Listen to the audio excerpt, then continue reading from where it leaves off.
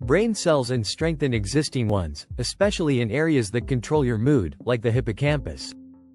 BDNF and the other myokines enhance your mood by making your brain more flexible. This makes learning and stress harder to handle, making you stronger. Decreasing inflammation. Prolonged inflammation is responsible for depression and anxiety. Myokines are known to bring down inflammation levels, helping you improving your overall health. Boosting feel-good chemicals.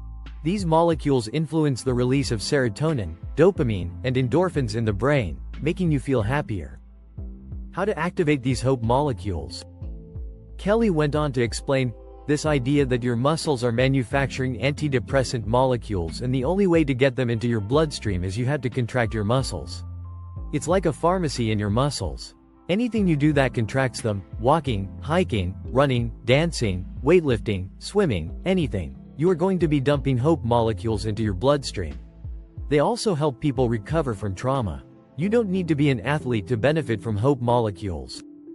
Even moderate exercises such as brisk walking, cycling, or yoga can substantially stimulate their release. Here are some practical tips. Begin slowly.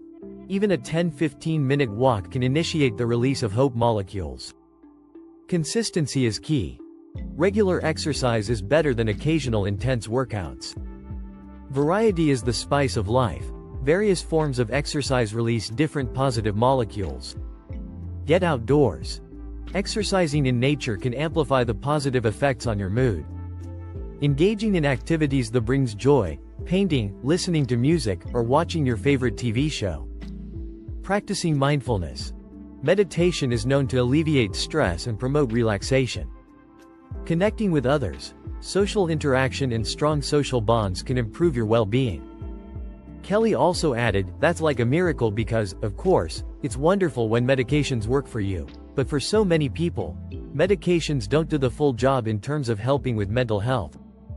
And the idea that your muscles could provide you with the equivalent of something like an antidepressant medication, I think it's phenomenal.